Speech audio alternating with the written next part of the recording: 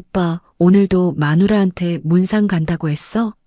매번 문상이면 그 동네 줄초상 나겠다. 킬킬거리는 웃음소리. 남편 차 블랙박스에서 흘러나온 여자 목소리였습니다. 저는 새벽 2시 안방 컴퓨터 앞에서 이어폰을 꽂은 채 온몸이 굳어버렸어요. 매달 부의금 봉투에 5만 원씩 넣어주며 조회 잘 표하고 와라고 말했던 28년간의 토요일이 전부 거짓이었습니다. 그리고 며칠 뒤 저는 더 믿을 수 없는 사실을 알게 됩니다. 그 여자의 존재를 시어머니도 알고 있었다는 것. 아니, 알고 있었을 뿐 아니라 며느리보다 낫다고 했다는 것. 그날 저는 결심했습니다. 28년치 영수증을 전부 꺼내 들기로요. 그리고 그 종이 뭉치가 법정에서 어떤 무기가 되었을까요? 오늘의 사연 시작 전에 구독과 좋아요 눌러주시면 집안에 동기운과 행운이 가득할 겁니다. 안녕하세요. 저는 올해 54 박은숙입니다. 결혼 전에는 동네 문구사 옆 작은 세무사 사무실에서 격리 보조를 했어요. 남의 장부를 정리하고 영수증 한 장 한 장 날짜별로 끼우는 게 제 일이었죠. 그 버릇이 결혼하고도 안 고쳐져서 관리비 고지서부터 마트 영수증까지 전부 모아두는 사람이 저예요. 그게 나중에 제 인생을 바꿀 줄은 그때는 꿈에도 몰랐습니다. 토요일 저녁이었어요. 문상 다녀온다던 남편 제 옷 양복을 세탁기에 넣으려고 주머니를 뒤졌는데 구겨진 종이 한 장이 손에 잡혔습니다. 펴보니 수원 영통에 있는 모텔 주차 영수증이었어요. 날짜는 바로 오늘. 재호가 아침에 검은 넥타이까지 메고 나가면서 한 말이 떠올랐습니다. 고향 선배 김 사장 어머니 빈소에 간다. 늦을 수도 있으니까 저녁은 알아서 먹어. 저는 부의금 봉투에 5만 원 넣어서 현관에서 건네줬어요. 조회 잘 표하고 오라고요. 근데 빈소가 수원 영통 모텔이었던 겁니다. 여러분, 세탁기 앞에 쭈그려 앉아서 그 영수증을 들고 있는 제 손이 어땠겠습니까? 후들후들 떨려서 종이가 바스락거렸어요. 3년이었습니다. 매달 한 번, 많으면 2번. 이번엔 후배 아버지 돌아가셨다. 거래처, 사장님 장모상이다. 토요일마다 집을 비웠어요. 저는 매번 5만 원짜리 부의금 봉투를 챙겨줬고요. 한 달에 5만 원이면 1년이면 60만 원, 3년이면 180만 원이에요. 그 돈이 조의금이 아니라 바람둥이 남편 데이트 비용이었던 거죠. 밤 11시 재호가 잠들었습니다. 저는 신발장 위에 걸려있는 차 키를 집어들었어요. 손바닥에 땀이 차서 키가 미끄러졌습니다. 지하 주차장으로 내려가 블랙박스 SD카드를 뺐는데요. 다행히 재호 차가 실내 녹음까지 되는 2채널 블랙박스였어요. 안방 컴퓨터에 꽂고 오늘 날짜 파일을 눌렀습니다. 오빠, 오늘도 마누라한테 문상 간다고 했어? 매번 문상이면 그 동네 줄초상 나겠다. 여자 목소리였어요. 킬킬거리는 웃음이 4초간 이어졌고 재호가 같이 웃었습니다.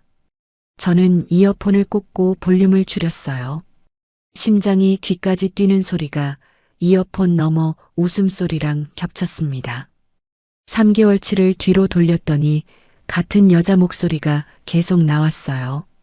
재호가 그 여자를 미라나라고 불렀고 다음 달엔 생일인데 뭐 해줄까라고 묻는 장면에서 저는 마우스를 놓쳤습니다. 새벽 2시에 핵심 음성 파일 7개를 USB에 복사했어요. SD카드는 원래대로 차에 꽂아두고 올라왔는데 현관 신발장 앞에서 발이 멈추더라고요. 멍하니 서 있었습니다. 28년을 속았는데 속은 쪽이 바보인 건지 속인 쪽이 나쁜 건지 그게 구분이 안 됐어요. 일요일 아침 저는 아무 일 없다는 듯 미역국을 끓였습니다. 어제 문상 어땠어? 재호는 눈도 안 마주치고 숟가락을 들면서 대답했어요. 빈소가 북적여서 피곤하다. 국간 좀 맞춰라, 싱겁다. 여러분, 제가 그 순간 국자를 얼마나 꽉 쥐었는지 아세요? 손가락 마디가 하얘졌어요. 이 사람이 내 앞에서 미역국을 떠먹으면서 거짓말을 씹고 있구나. 28년 동안 차려준 밥상 위에서요. 오후에 재호가 낮잠을 잤습니다. 재호는 잠들기 전에 항상 폰을 잠금 해제 상태로 충전기에 꽂아두는 습관이 있었어요. 저는 그 폰을 가져와서 카드사 문자 알림을 확인했습니다. 3년치가 줄줄이 나왔어요. 백화점 화장품 매장 47만 원, 53만 원, 61만 원, 호텔 뷔페 18만 원, 22만 원, 꽃배달 3만 5천 원. 매달 빠짐없이요. 저는 내 폰 카메라로 그 화면을 하나하나 찍었습니다. 손이 떨려서 사진이 흔들렸어요. 3번씩 다시 찍었습니다. 사람이 어떻게 그럴 수 있나요? 저는 지난달 마트에서 1,900원짜리 두부를 사면서도 카트에 넣었다 뺐다를 3번 했어요. 근데 그 시간에 이 남자는 다른 여자한테 화장품을 47만 원어치 사주고 있었던 겁니다. 그날 밤 잠이 안 왔어요. 거실 소파에 앉아서 28년 전 결혼식 사진을 꺼냈습니다. 면사포 쓴 26살의 내 옆에서 환하게 웃고 있는 재호. 이 사람이 지금 안방에서 코를 골며 자고 있는 그 사람이라니. 같은 얼굴인데 다른 사람 같았어요. 아니, 그때부터 이미 다른 사람이었는지도 모르겠습니다. 새벽 4시, 저는 USB와 카드사 문자 사진들을 옷장 안쪽 겨울 패딩 주머니에 넣었어요. 28년 격리 습관이 이런 데서 쓰일 줄이야. 거울에 비친 제 얼굴을 봤습니다. 울다 지친 얼굴이 아니었어요. 처음 보는 표정이 올라와 있었습니다. 분노도 아니고 슬픔도 아닌 차갑게 가라앉은 뭔가. 저는 그게 결심이라는 걸 그때는 몰랐습니다. 그 다음 주 월요일부터 저는 겉으로는 평소와 똑같이 살았습니다. 새벽 5시 반에 일어나 밥을 하고 재호 도시락을 싸고 시어머니 약을 챙기고요. 근데 안으로는 28년 결혼 생활의 장부를 한 장씩 넘기기 시작했어요. 결혼 첫날부터 시어머니가 선언했습니다. 이삿짐도 안 풀렸는데 부엌으로 저를 부르더니요. 아침은 무조건 쌀밥이야. 내 아들 빈속에 빵 먹이지 마라. 국도 매일 끓여. 된장 아니면 미역 돌아가면서 해. 저는 네 알겠습니다 했어요. 그날부터 28년 하루도 안 빠지고 새벽에 밥을 했습니다. 명절이면 전 부치고 갈비찜하고 잡채 볶고 제사 때는 산적까지 꿰었어요. 근데 여러분, 28년 동안 이 집안에서 은수가 수고했다. 이 한마디를 들어본 적이 없습니다. 단 한 번도요. 2015년 재호가 운영하던 인테리어 업체가 부도났어요. 밀린 자재비에 인건비에 사무실 월세까지 당장 막아야 할 돈이 7천만 원이 넘었습니다. 재호가 저한테 뭐라고 했는지 아세요? 적금 있잖아. 그것 꽤 7년이에요. 새벽 4시에 일어나서 김밥집 일 나가고 오후에는 반찬 배달 뛰면서 한 달에 50만 원씩 모은 적금이 4,200만 원이었습니다. 저는 은행에 가서 그 통장을 해약했어요. 해약할 때 은행 직원이 물었습니다. 만기까지 3개월 남았는데 정말 해약하시겠냐고요. 저는 네 하고 대답했는데 목소리가 안 나왔어요. 입만 벌렸다 닫았습니다. 근데 그것도 모자랐어요. 3천만 원이 더 필요했거든요. 저는 친정 어머니한테 전화했습니다. 어머니는 아버지 돌아가시고 40년간 혼자 동네 세탁소를 하신 분이에요. 전화기 너머로 제가 오니까 어머니가 물으셨죠. 얼마가 필요하냐고. 3천만 원이라고 했더니 5초간 아무 말이 없으셨어요. 그 5초가 저한테는 5년 같았습니다. 어머니의 노후 자금을 제가 뜯어내는 거니까요. 어머니는 내일 붙여준다고 하셨고 저는 전화 끊고 부엌 바닥에 앉아서 행주로 얼굴을 덮고 울었어요. 합계 7,200만 원. 이 돈을 재호한테 건넸을 때 재호가 한 말 잊을 수가 없습니다. 이 정도는 와이프가 해줘야 하는 거 아냐? 남편이 사업하다 힘들면 집사람이 도와야지. 네가 안 도와주면 누가 도와줘? 여러분, 고맙다가 아니에요. 미안하다도 아니에요. 당연하다는 거예요. 7,200만 원이. 저는 그때 이 말이 고마움의 다른 표현이라고 스스로를 속였어요. 바보 같죠? 시어머니 명의 아파트 얘기를 안 할 수가 없어요. 경기도에 있는 아파트인데 지금 시세가 3억 8천이에요. 그 집 관리비, 재산세, 보일러 교체, 베란다, 방수 공사까지 15년 동안 제가 냈습니다. 통장 이체 내역으로 합산해 보니 약 4,800만 원이더라고요. 관리비가 한 달에 18만 원에서 25만 원 사이였으니까 1년이면 250만 원 가까이 나가요. 15년이면 그것만 3,700만 원이고 거기에 재산세, 수리비 합치면 4,800만 원입니다. 근데 그 집 등기부등본에는 제 이름이 없어요. 시어머니 이름만 딱 적혀 있죠.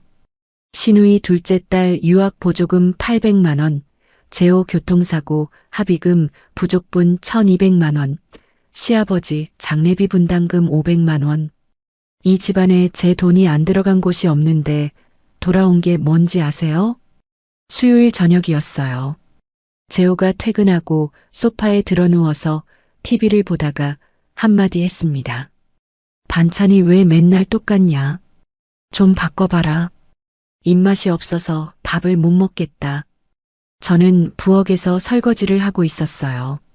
수세미로 그릇을 닦는데 갑자기 백화점 화장품 매장 53만 원, 호텔 뷔페 22만 원, 그 카드 결제 문자가 눈앞에 떠올랐습니다.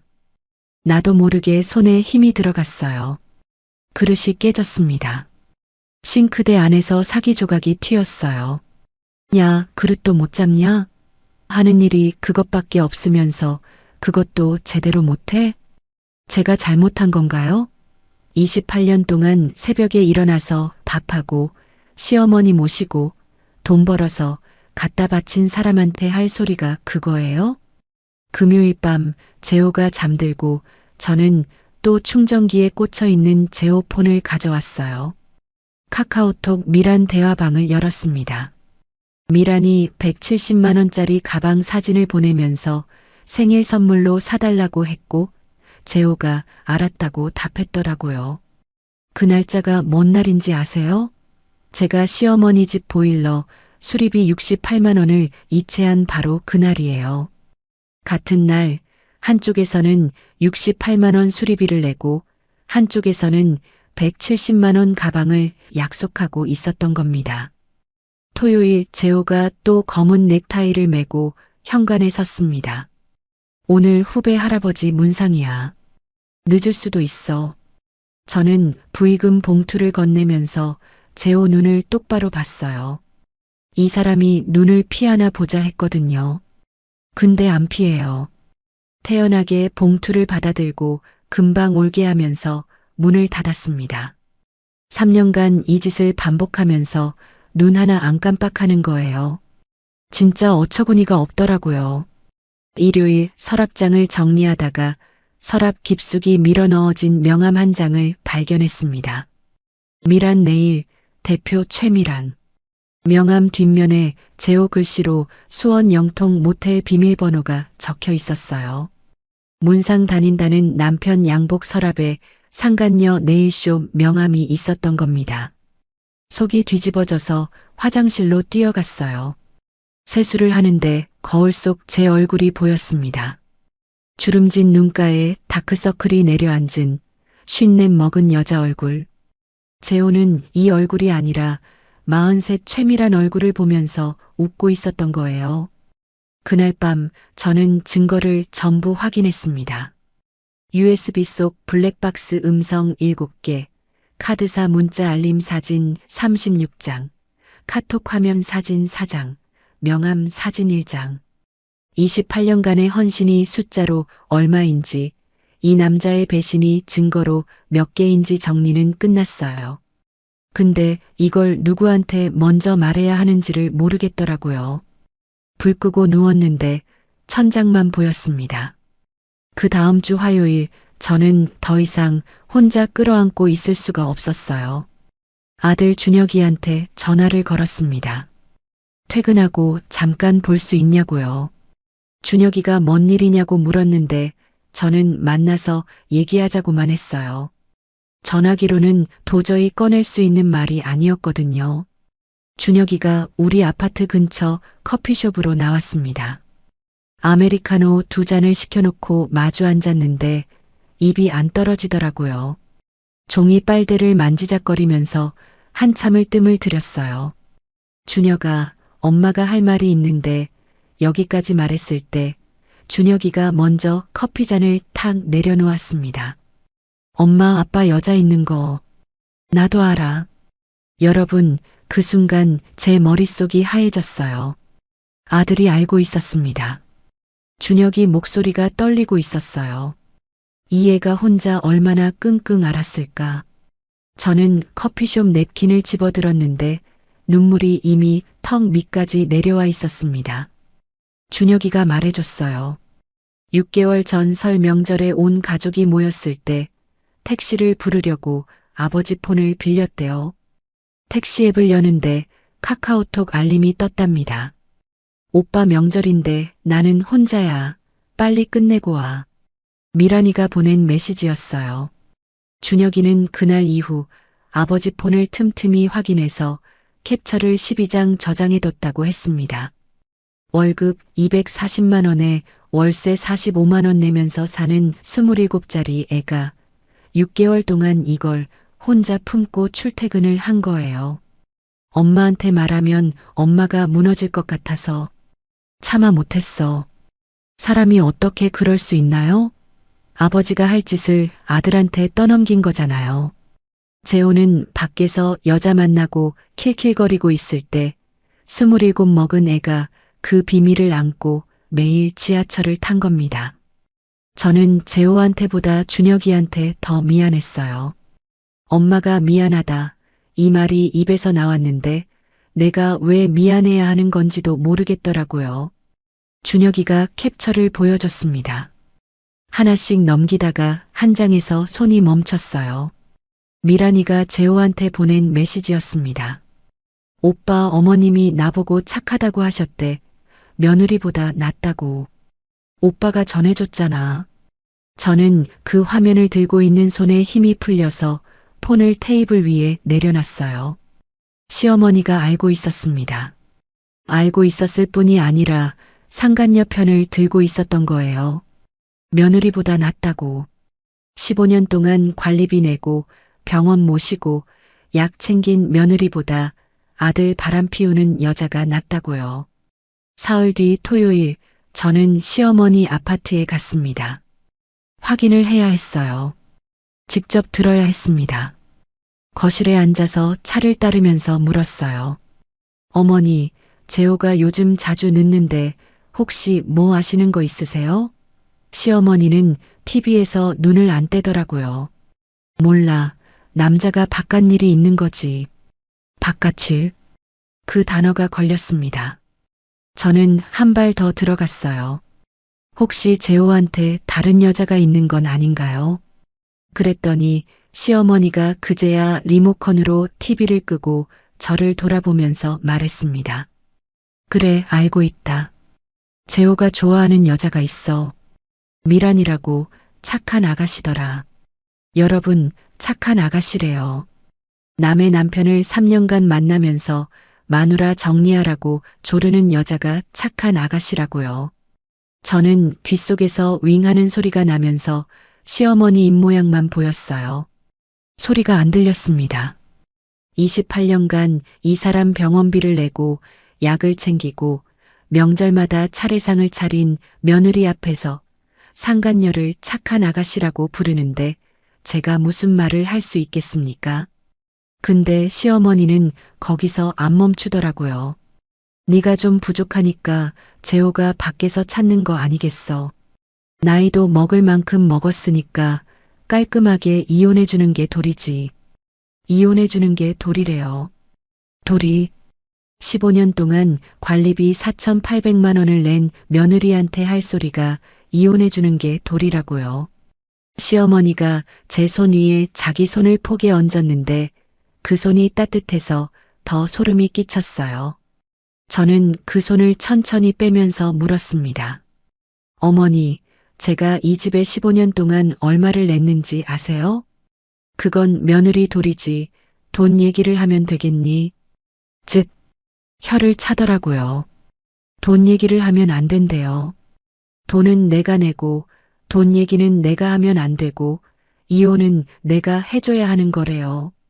여러분, 이게 사람한테 할 소리입니까? 시어머니 집 현관에서 신발을 신으면서 15년간 이 현관에서 허리 숙여 인사한 횟수를 세려다 관뒀어요. 셀 수가 없으니까. 엘리베이터를 기다리는데 자기도 모르게 웃음이 나왔습니다. 서러워서 나오는 웃음이 아니었어요. 28년간 내가 이 집안에서 사람이 아니었구나. 밥 짓고 돈 내는 가전제품이었구나. 그걸 뒤늦게 깨달은 데서 오는 허탈한 웃음이었어요. 진짜 어처구니가 없더라고요. 아파트 단지를 빠져나오면서 준혁이한테 문자를 보냈습니다.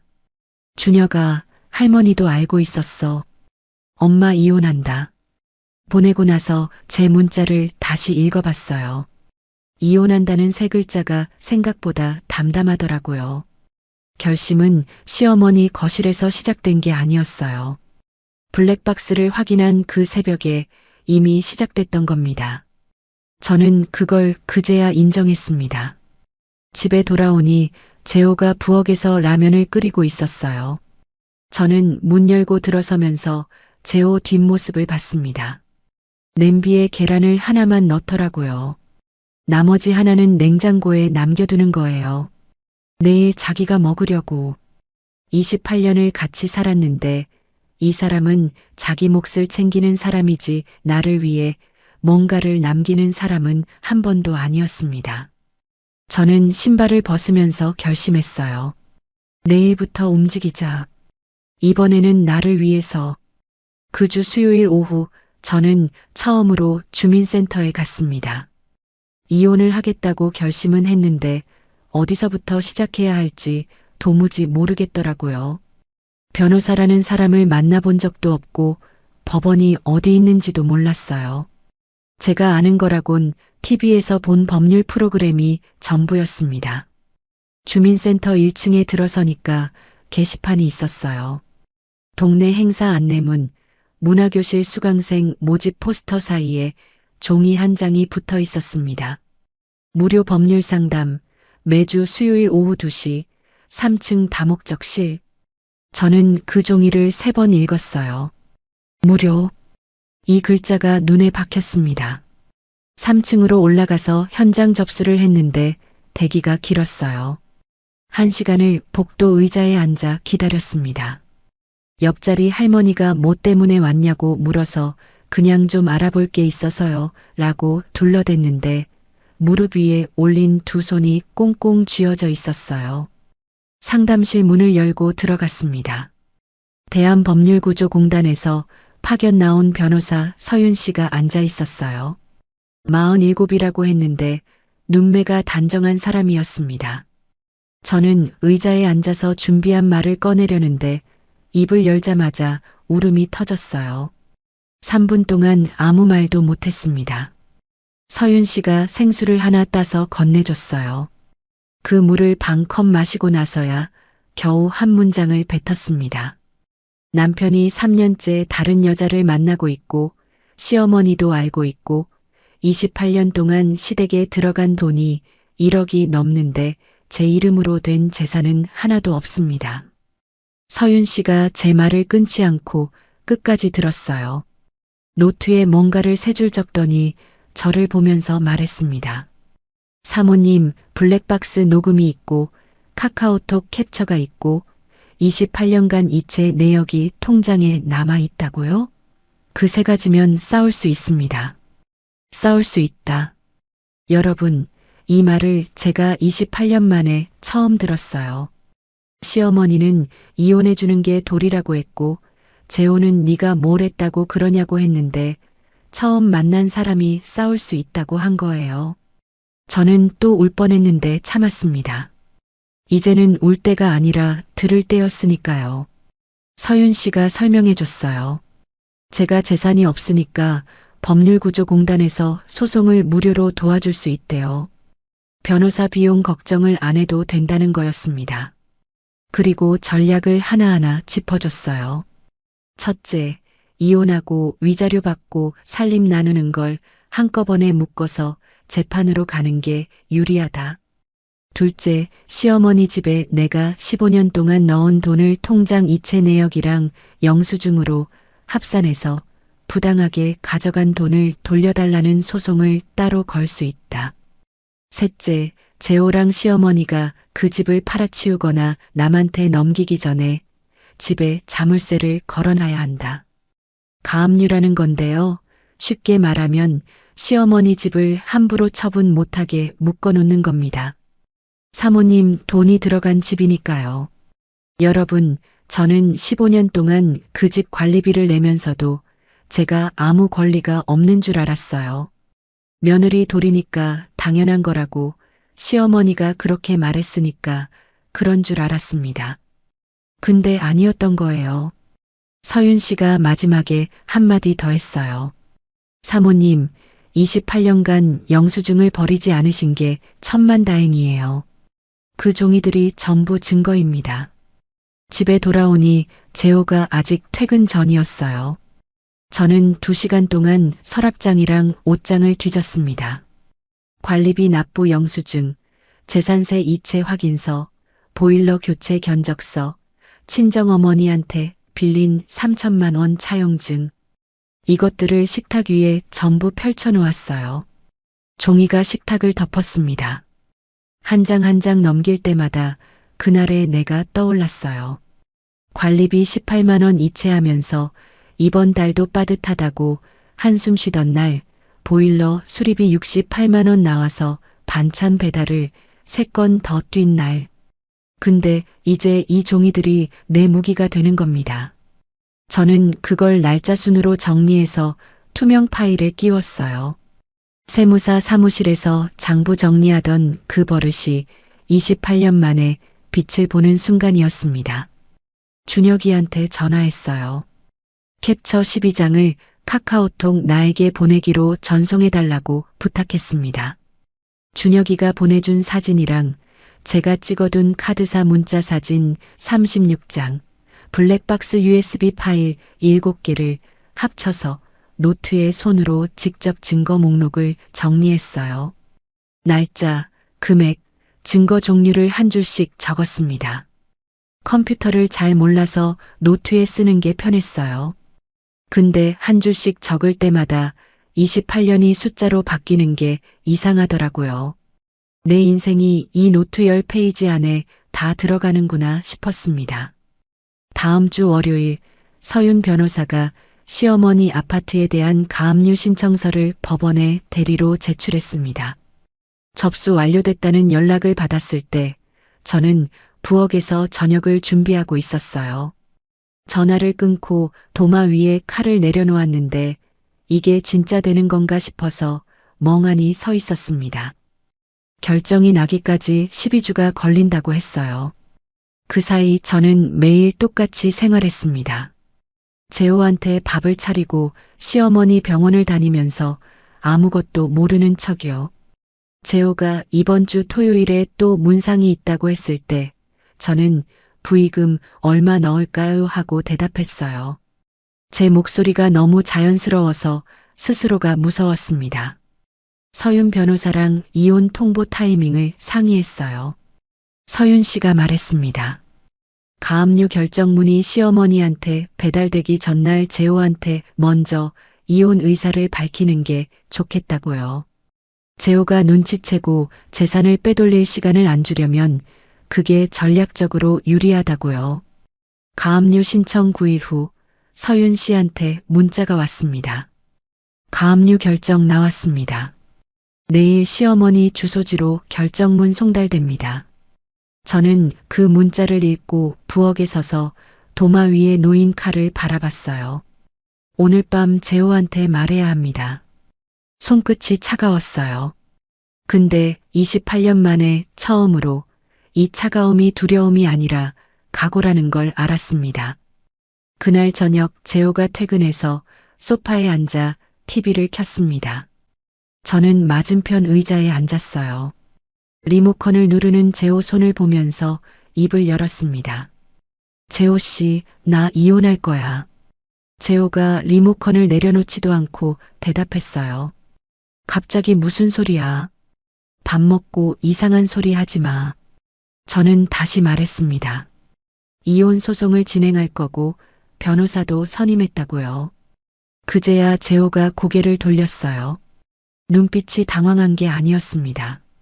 설마 알겠어? 하는 계산이 먼저 깔리는 게 보였어요. 28년을 같이 살면 그 정도는 읽힙니다. 뭐가 불만인데? 내가 돈 안 벌어다 줘? 집에서 편하게 살면서 뭐가 부족해서 이혼이야. 저는 식탁 위에 아무것도 꺼내놓지 않았어요. 대신 입으로 꺼냈습니다. 최미란. 이 이름 세 글자를요. 3년 동안 카드로 쓴 돈 다 알고 있다고 했습니다. 최미란이라는 소리가 거실 공기를 가르는 순간 재호 얼굴에서 핏기가 빠지더라고요. 2초간 아무 소리도 안 났어요. TV에서 나오는 예능 웃음소리만 거실에 울렸습니다. 야, 그게 아니라 그냥 아는 사람이야. 네가 오해하는 거야. 재호가 손을 내저었어요. 저는 잘라 말했습니다. 블랙박스에 그 여자 목소리가 다 녹음돼 있고 카카오톡도 다 갖고 있으니까 변명하지 말라고요. 재호가 입을 벌렸다 닫았습니다. 28년 동안 한 번도 본 적 없는 얼굴이었어요. 할 말을 잃은 김재호. 저는 그 얼굴을 똑똑히 봤습니다. 다음 날 아침 재호가 출근하고 저는 짐을 쌌어요. 28년 살림에서 내 거라고 할 수 있는 게 뭔지 아세요? 옷 몇 벌, 화장대 위 기초 화장품, 앨범 2권, 증거가 든 USB랑 서류 파일, 캐리어 하나하고 종이 가방 2개에 다 들어갔습니다. 28년이 캐리어 하나 분량이에요. 현관문을 닫을 때 뒤를 돌아보지 않았습니다. 돌아보면 주저앉을 것 같았거든요. 바로 그날 오후 시어머니 아파트로 가압류 결정문이 등기 우편으로 배달됐습니다. 시어머니가 봉투를 뜯어 읽고는 재호한테 전화를 했어요. 야, 내 집에 가압류가 들어왔는데 이게 뭐냐? 박은숙이 이름이 적혀 있어. 재호가 회사에서 벌떡 일어났대요. 그제야 제가 법적으로 움직였다는 걸 안 거죠. 그날 저녁 7시부터 자정까지 제 핸드폰에 재호 전화가 50통 왔습니다. 50통이에요. 저는 전화를 안 받았어요. 준혁이가 급하게 구해준 고시원 방에 앉아서 진동으로 바꾼 폰이 침대 위에서 부르르 떠는 걸 바라봤습니다. 한 번 떨 때마다 화면에 김재호가 떴다 사라졌어요. 28년 동안 이 이름이 뜨면 후다닥 받았는데 안 받으니까 세상이 조용하더라고요. 다음 날 아침에 폰을 확인했습니다. 시어머니한테서 23통, 그리고 모르는 번호 3통. 시어머니 문자도 와 있었어요. 너 지금 뭐 하는 거냐? 당장 가압류 풀어. 내 집이야, 내 집. 저는 모르는 번호 3개 중 마지막 번호에 전화가 또 오길래 받았습니다. 여자 목소리가 들렸어요. 언니, 저 미란이에요. 오해가 있는 것 같은데 만나서 얘기 좀 할 수 있을까요? 블랙박스에서 듣던 킬킬거리는 그 톤이 아니었어요. 급하고 떨리는 목소리였습니다. 상황이 그쪽에서도 심각해진 거죠. 저는 3초간 숨을 고르고 입을 열었습니다. 누구세요? 전화를 그렇게 하시면 줄초상 나겠어요. 끊었습니다. 여러분, 그 3초 동안 제 심장이 얼마나 뛰었는지 몰라요. 근데 끊고 나니까 손이 안 떨리더라고요. 28년 동안 네네 했던 사람이 처음으로 전화를 끊었어요. 그게 그렇게 시원할 줄 몰랐습니다. 재호가 미란이한테 시어머니 집을 팔아서 전세를 해주겠다고 약속했다는 거, 저는 준혁이 카톡 캡처로 이미 알고 있었어요. 가압류가 걸리니까 그 약속이 깨진 거죠. 미란이가 재호한테 따지기 시작했습니다. 나한테 한 약속은 어떻게 되냐고요. 준혁이가 시어머니 폰에서 재호 문자를 확인해 알려줬어요. 서로 물어뜯기 시작한 겁니다. 진짜 어처구니가 없더라고요. 3년 동안 한편이었던 사람들이 돈줄이 막히니까 바로 갈라지는 거예요. 서윤 변호사가 움직였습니다. 가정법원에 이혼이랑 위자료랑 재산 나누는 걸 한꺼번에 묶은 소장을 냈고 시어머니한테 부당하게 들어간 돈을 돌려달라는 소송을 따로 냈고 상간녀 미란이한테 손해배상 소송도 따로 냈어요. 총 3건이 동시에 돌아가는 겁니다. 재호 쪽에서는 계속 연락이 왔어요. 집에 돌아오라. 다시 잘해보겠다. 서윤 씨가 일체 응하지 말라고 했고 저는 그 말을 따랐습니다. 이혼 소송 1차 조정기일이 잡혔어요. 법원 복도에서 재호가 저를 붙잡았습니다. 야, 이러지 말고 집에 들어와. 미란이 정리할게. 다시 잘해보자. 저는 재호 손을 떼어내면서 말했어요. 28년 동안 잘해보겠다는 말, 오늘 처음 듣네. 법정 문을 열고 들어갔습니다. 서윤 씨가 미리 말해뒀어요. 재호가 조정에 응하지 않을 가능성이 높으니까 재판으로 넘어갈 준비를 해야 한다고요. 법정 의자에 앉으면서 저는 생각했어요. 28년 만에 처음으로 이 남자 앞에서 내 말을 했구나. 떨렸냐고요? 떨렸죠. 근데 세탁기 앞에서 모텔 영수증 들고 떨었던 그때랑은 달랐습니다. 그때는 무서워서 떨었고 지금은 내가 한 선택 앞에 서서 떨고 있는 거였으니까요. 이혼 소송이 조정 불성립으로 재판에 들어간 지 한 달째 되는 날 새벽이었습니다. 고시원 방에서 자고 있는데 전화가 울렸어요. 화면에 119라고 떠 있었습니다. 심장이 쿵 내려앉았어요. 전화 너머로 구급대원 목소리가 들렸습니다. 친정어머니가 새벽에 화장실에서 쓰러지셨는데 이웃이 발견해서 응급실로 이송했다고요. 저는 맨발에 슬리퍼를 끌고 고시원을 뛰쳐나갔습니다. 택시를 잡았는데 택시비가 15,000원이 나왔어요. 체크카드 결제음이 찍힐 때 통장 잔고 120만 원에서 또 빠져나간다는 생각이 먼저 들었습니다. 여러분, 엄마가 쓰러졌는데 택시비 걱정을 하고 있는 저를 아시겠습니까? 그게 제 형편이었어요. 응급실에 도착하니 어머니는 뇌경색 진단을 받고 중환자실에 들어가 계셨습니다. 담당 의사가 말했어요. 골든타임 안에 오셔서 다행이지만 왼쪽에 마비가 남을 수 있고 수술 후에 최소 3개월은 요양이 필요하다고요. 수술비랑 입원비 합쳐서 약 600만 원, 요양병원 보증금은 별도라고요. 600만 원. 저는 중환자실 유리창 너머로 산소 마스크를 쓰고 누워 계신 어머니를 봤습니다. 다리에 힘이 풀려서 유리창에 손을 짚었어요. 우리 어머니가 어떤 분인지 아세요? 아버지가 일찍 돌아가시고 40년간 혼자 동네 세탁소를 운영하신 분이에요. 다림질하느라 손바닥에 화상 자국이 3군데 있는 분이에요.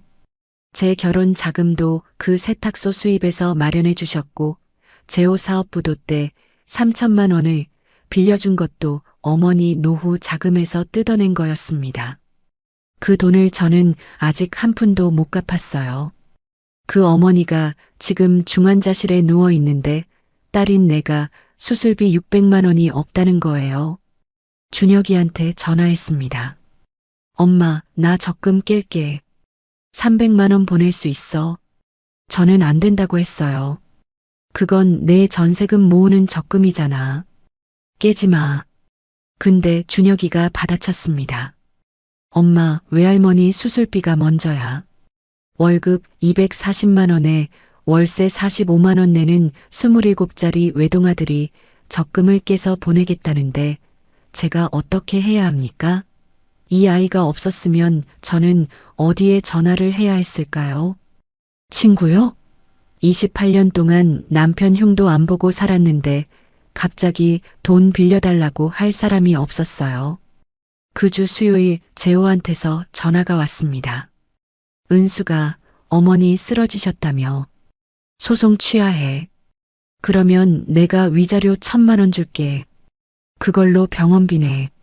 여러분, 이게 사람이 할 소리예요?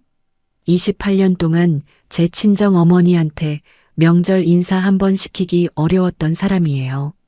명절마다 시댁만 갔지 친정에는 혼자 다녀와 이러고 끝이었거든요. 그 사람이 지금 제 어머니 병환을 소송 취약 카드로 쓰고 있는 겁니다. 저는 전화기를 귀에 대고 병원 복도 의자에 앉아 있었는데 분노보다 탄력감이 먼저 왔어요. 온몸에서 힘이 빠지더라고요. 같은 날 저녁 시어머니한테서도 전화가 왔습니다. 네 엄마 병원비도 없으면서 무슨 소송이냐? 분수를 알아라. 재호가 1,000만 원 준다는데 그거 받고 깔끔히 끝내. 분수를 알라고요. 15년 동안 이 사람 집 관리비 4,800만 원을 낸 며느리한테 분수를 알라고요. 병원비 낼 때는 며느리 돌이라더니 소송하니까 분수를 알래요. 저는 아무 대답도 안 하고 전화를 끊었습니다. 손에 힘이 너무 들어가서 폰 케이스가 삐걱거렸어요. 요양병원 보증금까지 합치면 총 1,200만 원이 필요했습니다. 준혁이의 300만 원을 포함해도 900만 원이 부족했어요. 저는 반찬 배달 일을 더 뛰면서 새벽에는 마트 상품 정리 아르바이트를 시작했습니다. 새벽 4시에 마트 가서 6시까지 일하고 8시부터 반찬 배달 뛰고 오후에 병원 가서 어머니 얼굴 보고 밤에 고시원 들어와서 쓰러지듯 잤어요. 하루에 4시간을 자면서 한 달을 버텼더니 몸무게가 6kg 빠졌습니다. 어지러움이 수시로 왔어요. 마트에서 라면 박스를 나르다가 눈앞이 캄캄해져서 선반을 잡고 쪼그려 앉은 적이 2번이에요. 한 달 뒤 병원 정기검진에서 자궁근종이 발견됐습니다. 의사가 경과 관찰이 필요하고 무리하면 수술할 수도 있다고 했어요. 저는 그 말을 들으면서 뭘 먼저 생각했는지 아세요? 수술비는 또 어디서 구하지? 어머니 수술비도 못 내는 사람이 제 수술비까지요? 28년 동안 자기 자신을 맨 마지막에 놓는 버릇이 아직도 안 고쳐진 거였어요. 고시원 생활 2달째였습니다. 병원 복도 의자에 앉아 있는데 머릿속에서 목소리가 들렸어요. 재호 목소리, 시어머니 목소리. 네가 뭘 했다고. 분수를 알아라. 저는 처음으로 스스로를 의심했습니다. 내가 욕심이 과한 건가? 소송 취하하고 1,000만 원 받아서 엄마 병원비 내고 조용히 사는 게 맞는 건가? 제가 잘못한 건가요? 28년 동안 들어온 말이 뼛속까지 박혀서 내가 싸울 자격이 있는 사람인지 모르겠더라고요. 그날 밤 서윤 변호사한테 전화했습니다. 선생님, 저 소송 취하하면 안 될까요? 엄마 병원비가 당장.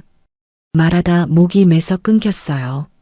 서윤 씨가 전화 너머로 3초간 아무 말이 없었습니다. 그 3초가 길었어요. 그리고 말했습니다. 사모님, 지금 포기하시면 28년이 진짜 없었던 게 됩니다. 어머님은 독거 어르신이시니까 긴급복지지원이라는 제도로 병원비 지원을 신청할 수 있어요. 어머님 이름으로 신청하고 사모님이 서류를 내면 됩니다. 제가 도와드릴 테니까 일주일만 기다려주세요. 저는 고시원 이불을 덮은 채 천장을 바라봤어요. 곰팡이 자국이 있는 천장이었습니다.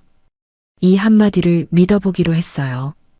28년 동안 아무도 안 해준 말을 처음 만난 사람이 해주더라고요. 싸울 수 있다고, 포기하지 말라고. 저는 이불 끝을 꽉 쥐고 눈을 감았습니다. 서윤 변호사한테 전화가 온 것은 3일 뒤 아침이었습니다. 서윤 씨가 말했어요. 친정 어머니가 혼자 사시는 어르신이고 갑자기 쓰러지신 거니까 긴급복지 지원 대상이 된다고요. 어머니 이름으로 신청하고 제가 부양 의무자로서 서류를 내면 된다고요. 저는 주민센터로 달려갔습니다. 신청서를 작성하는데 펜을 쥔 손이 멈추더라고요. 이런 제도가 있는 줄 몰랐어요. 28년 동안 남편 사업비 갚고 시어머니 병원비 내고 시누이네 유학비 보태느라 세상에 나를 도와줄 수 있는 것들이 있다는 걸 알아볼 겨를이 없었던 겁니다. 여러분, 저는 남의 살림은 28년간 꼬박꼬박 챙기면서 정작 나한테 필요한 건 뭐가 있는지 한 번도 찾아본 적이 없었어요. 긴급 지원으로 어머니 요양병원 비용 부족분이 일부 해결됐습니다. 준혁이의 300만 원하고 제가 새벽 아르바이트로 모은 180만 원을 합치니까 당장의 고비는 넘겼어요. 이제 다시 소송에 집중할 수 있게 된 거죠. 서윤 변호사랑 만나서 재판에 낼 최종 증거 목록을 점검했습니다. 식탁 위에 28년치 서류를 펼쳐놓으니 투명 파일이 3권이었어요. 3권. 제 인생 무게가 이 3권 안에 들어있었습니다. 이혼 소송 재판 날이 왔어요. 저는 준혁이한테 빌린 남색 재킷을 입고 법원에 들어섰습니다. 법원 복도가 길더라고요.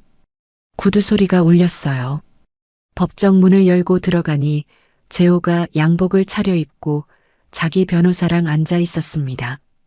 28년간 같은 식탁에서 밥을 먹던 사람하고 법정에서 원고, 피고로 마주 앉는 거예요. 재호가 저를 안 쳐다보더라고요. 고개를 옆으로 돌리고 있었어요. 그 옆모습을 보면서 아, 이게 현실이구나 싶었습니다. 서윤 변호사가 증거를 꺼냈습니다. 하나씩요. 블랙박스 녹음 파일을 법정에서 틀었어요. 미란이 목소리가 법정 스피커로 나왔습니다. 오빠, 오늘도 마누라한테 문상 간다고 했어? 재호가 고개를 숙였어요. 그 다음에 카카오톡 캡처 12장. 미란이가 마누라 정리하고 자기랑 살자고 보낸 메시지. 재호가 조금만 기다리라고 답한 메시지. 재호 쪽 변호사가 서류를 넘기는 속도가 느려지더라고요. 그 다음이 제 무기였습니다. 카드사 결제 문자 사진 3년치. 백화점 화장품 47만 원, 53만 원, 61만 원. 호텔 뷔페 18만 원, 22만 원. 매달 빠짐없이요. 그리고 시어머니 아파트 관리비 이체 내역 15년치. 재산세 납부 확인서. 보일러 교체 영수증. 방수공사 견적서. 투명 파일에서 한 장씩 나올 때마다 재호는 고개를 더 숙였고 자기 손등만 바라보고 있었어요. 재호 쪽 변호사가 반박했습니다. 시어머니 아파트에 들어간 비용은 부부가 같이 사는데 쓰는 생활비의 일부라서 자연스러운 지출이라고요. 서윤 변호사가 바로 받아쳤어요. 관리비, 재산세, 수리비 전액이 제 이름 통장에서 단독으로 나간 내역이 15년간 이어지고 있고 재호나 시어머니 쪽에서 한 푼이라도 낸 기록은 단 한 건도 없다고요. 재판부가 서류를 다시 펼쳐서 꼼꼼히 넘기는 게 보였습니다. 저는 그 순간 15년 동안 관리비 고지서를 버리지 않은 제가 고마웠어요. 세무사 사무실에서 장부 정리하던 그 습관이 28년 만에 법정에서 빛을 본 겁니다. 이혼 소송 판결이 나오고 약 2주 뒤에 시어머니한테 돈 돌려달라는 소송이랑 미란이한테 손해배상 소송 판결도 잇따라 나왔어요. 3건 합산 결과를 서윤 변호사가 전화로 알려줬습니다. 이혼 인용. 재호한테 위자료 3천만 원. 시어머니한테 부당하게 들어간 돈 반환 1억 2천만 원. 상간녀 미란이한테 손해배상 2천만 원. 합계 1억 7천만 원. 여러분, 1억 7천만 원이 28년 값이라고 하기엔 터무니없이 적죠? 근데 저한테는 생애 처음으로 오롯이 내 돈인 거예요. 28년 동안 벌어서 남줬지 내 이름으로 가져본 적이 없었거든요. 법원 복도 벤치에 앉아서 한참을 못 움직였습니다. 다리에 힘이 없어서가 아니에요. 이 숫자가 진짜라는 게 실감이 안 나서요. 시어머니는 1억 2천만 원을 현금으로 갚을 돈이 없었어요. 결국 본인 아파트를 매물로 내놓을 수밖에 없게 됐습니다. 재호가 어머니한테 집을 팔아야 한다고 했더니 시어머니가 소리를 질렀대요. 그년한테 돈 쓸 때는 언제고 이제 와서 내 집을 팔아? 네가 그 꼴을 만들어 놓고 내 집을 건드려? 상간녀를 착한 아가씨라고 두둔하던 시어머니가 이제 아들한테 등을 돌린 겁니다. 돈이 막히니까요. 미란이도요. 손해배상 2천만 원 판결받고 재호한테 따졌대요. 처음부터 이혼할 생각도 없었으면서 나를 이용한 거잖아. 3년 동안 나한테 한 말이 다 거짓말이었어? 재호가 약속한 전세 자금도 시어머니 아파트를 팔아봐야 판결금이랑 위자료 빼면 남는 돈이 거의 없으니까 미란이한테 돌아갈 몫이 사라진 거예요. 미란이가 마지막으로 한 말이 뭔지 아세요? 돈도 없는 남자한테 뭘 더 바라겠어. 그게 3년 이중 생활의 끝이었습니다. 판결 확정 후에 재호가 저한테 마지막으로 전화를 걸었어요. 은수가 이렇게까지 해야 했냐? 저는 잠깐 생각했습니다. 그리고 대답했어요. 28년 동안 내가 그 말을 하고 싶었어. 전화를 끊었습니다. 시원하다거나 슬프다거나 그런 게 아니었어요. 그냥 끝났다 라는 단정한 감각만 남더라고요. 고시원 생활 넉 달째 퇴원해서 재활 치료 중인 친정어머니한테 전화했어요. 어머니가 아직 발음이 어눌한 목소리로 말씀하셨습니다. 은수가 엄마 때문에 고생하지. 미안하다. 저는 대답했어요. 어머니, 미안하긴요. 이제 저도 어머니처럼 혼자 잘 살아볼 거예요. 어머니가 40년간 혼자 세탁소 하면서 저를 키우신 그 단단함이 제 안에도 있다는 걸 믿어보기로 했습니다. 시어머니 아파트가 팔리고 판결금이 통장에 들어온 것은 고시원 생활 5달째 되는 날이었어요. 저는 동네 은행 ATM에 가서 잔액 조회를 눌렀습니다. 화면에 숫자가 떴어요. 1억 7천만 원. 28년 동안 이 통장에 100만 원 이상이 찍혀 본 적이 없었거든요. 오류인 줄 알고 잔액 조회를 2번 더 눌렀습니다. 3번 다 같은 숫자였어요. 저는 ATM 앞에 서서 소리내어 말해봤습니다. 이게 내 돈이구나. 뒤에서 기다리는 사람이 있었는데 신경이 안 쓰이더라고요. 먼저 친정어머니 요양병원 자녀 비용 400만 원을 정산했습니다. 그 다음에 준혁이한테 빌린 300만 원을 돌려줬어요. 이거 받아. 내 전세금 다시 모아. 그랬더니 준혁이가 안 받겠다고 밀어내면서 엄마 집부터 구하라고 했어요. 저는 준혁이 손에 봉투를 쥐어주고 준혁이는 다시 밀고 서로 돈봉투를 밀고 당기는데 여러분 28년 동안 시댁에서는 돈을 내놔라 빼앗기기만 했거든요. 근데 지금은 서로 안 받겠다고 밀어내고 있는 거예요. 웃기면서도 눈물이 나더라고요. 남은 돈에서 친정어머니 추가 요양비랑 당분간 생활비를 빼고 경기도 외곽 소형 아파트 전세 보증금 1억 1천만 원을 마련했어요. 부동산에 가서 매물 사진을 넘겼습니다. 22평, 구축, 4층, 엘리베이터 없는 아파트. 제가 이걸 고른 이유가 뭔지 아세요? 관리비가 월 8만 원으로 제일 적었거든요. 15년 동안 시어머니 집 관리비 18만 원에서 25만 원을 내온 사람이에요. 8만 원이 얼마나 적은 건지 저는 뼛속까지 알고 있었습니다. 부동산 사장이 여기 좀 오래된 데인데 더 좋은 데 볼까요? 하고 물었어요. 저는 바로 대답했습니다.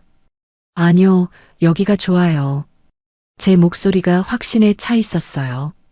이사 당일 짐이라고는 캐리어 하나, 종이 가방 2개, 준혁이가 차에 실어준 이불 세트랑 냄비 2개가 전부였습니다. 빈 거실에 짐을 내려놓고 현관문을 닫았어요. 문틈에 기대서서 한참을 울었습니다. 서러워서가 아니에요. 태어나서 처음으로 아무 눈치도 안 봐도 되는 공간에 혼자 서 있다는 거, 그 사실의 무게가 한꺼번에 와서 울었어요. 시어머니 눈치, 재호 눈치, 신우이 눈치. 28년 동안 눈치라는 게 공기처럼 따라다녔는데 이 방에는 그게 없었습니다. 준혁이가 집들이라며 찾아왔어요. 작은 화분 하나랑 액자를 들고요. 액자 안에 뭐가 들어 있었는지 아세요? 준혁이가 초등학교 1학년 때 미술 시간에 그린 가족 그림이었어요. 근데 그 그림에 엄마랑 아들 둘만 그려져 있었습니다. 아빠가 없었어요. 준혁아, 이거 왜 아빠를 안 그렸어? 준혁이가 웃으면서 대답했어요. 그때도 아빠는 집에 없었잖아. 웃는데 눈이 안 웃더라고요.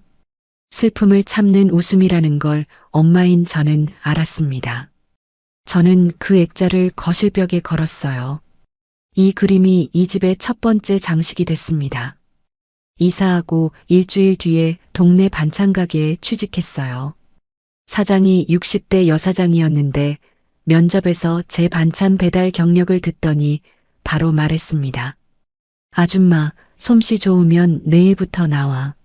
월 185만 원에 점심 줄게. 저는 근로계약서에 서명했어요. 생애 처음으로 제 이름이 적힌 계약서였습니다. 박은숙. 3글자를 쓰는데 손이 떨렸어요. 근데 이번 떨림은 달랐습니다.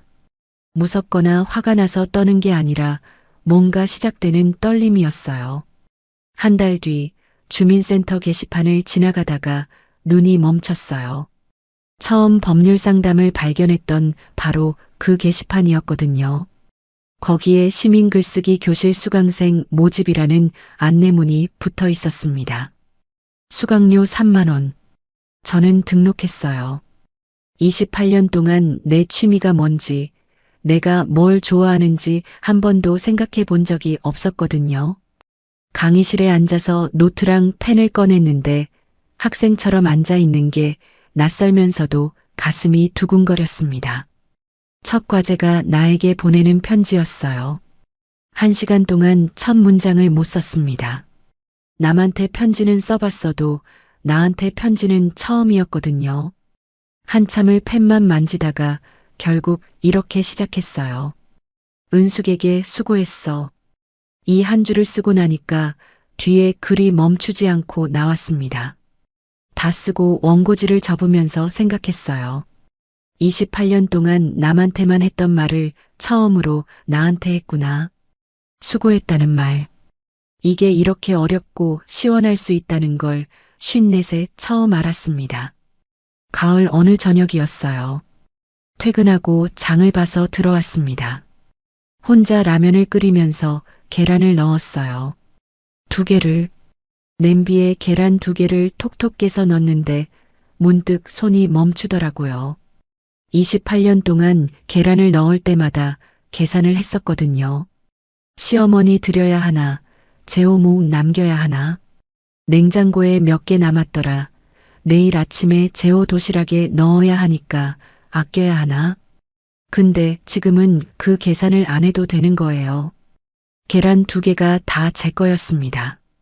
여러분, 별거 아닌 것 같죠? 라면에 계란 2개 넣는 게 뭐가 대단하냐고요. 근데 그 별거 아닌 걸 한 번도 못 해본 사람은 알아요. 이게 얼마나 큰 건지. 지금 제 냉장고에는 내가 먹고 싶은 것만 들어 있습니다. 그것도 처음이에요. 라면을 다 먹고 설거지를 했어요. 베란다 창문을 열었습니다. 22평 구축 4층이지만 앞에 건물이 낮아서 석양이 보이더라고요. 옆집에서 아이 웃음소리가 나고 아래층에서 된장찌개 냄새가 올라왔어요. 저는 창틀에 준혁이가 사다 준 화분을 올려놓았습니다. 이 작은 베란다가 내 거예요. 이 작은 화분이 내 거고요. 냄비 2개뿐인 살림이지만 오롯이 제 겁니다. 저는 창문을 닫지 않은 채 한참을 서 있었어요. 바람이 불어왔는데 차갑지 않았습니다. 여러분, 오늘 은숙 씨 이야기 어떠셨나요? 28년 동안 새벽에 일어나 밥을 짓고 부의금 봉투를 챙겨주고 시어머니 병원을 다니고 남편 빚을 갚아줬던 사람이에요. 돌아온 건 네가 뭘 했다고와 밥값은 하냐뿐이었죠. 그 세월 동안 은숙 씨가 잃어버린 건 돈만이 아니었습니다. 자기 자신이었어요. 내가 뭘 좋아하는지, 내가 뭘 먹고 싶은지, 그런 걸 한 번도 생각해 본 적이 없었다는 거잖아요. 1억 7천만 원을 되찾은 게 대단한 게 아닙니다. 라면에 계란 2개를 아무 계산 없이 넣을 수 있게 된 것, 그게 은숙 씨가 진짜 되찾은 거예요. 22평 구축 아파트, 냄비 2개 살림이지만 오롯이 자기 것인 삶. 그게 복수보다 값진 거였습니다. 혹시 지금 이 이야기를 들으시면서 가슴 한쪽이 뜨끔하신 분이 계실지도 모르겠어요. 냉장고를 열 때마다 이건 누구 몫이지 하고 먼저 계산하시는 분, 내가 아파도 병원비 걱정이 앞서서 참고 넘기시는 분, 괜찮다는 말을 너무 많이 해서 정말 괜찮은 줄 착각하고 계신 분. 그 괜찮다는 말 한 번쯤은 거두셔도 됩니다. 은숙 씨도 54이 돼서야 처음으로 자기한테 수고했다고 말했어요. 여러분도 오늘 하루 자기 자신한테 한마디쯤 건네주시면 좋겠습니다. 이야기를 끝까지 들어주신 분이 계시다면 잘 들었다고 댓글 하나만 남겨주세요. 오늘도 사연 끝까지 들어주신 시청자 여러분 감사합니다. 항상 다채롭고 재밌는 이야기 들고 올 수 있도록 노력하는 채널이 되겠습니다. 항상 좋은 일만 가득하시길 바라겠습니다.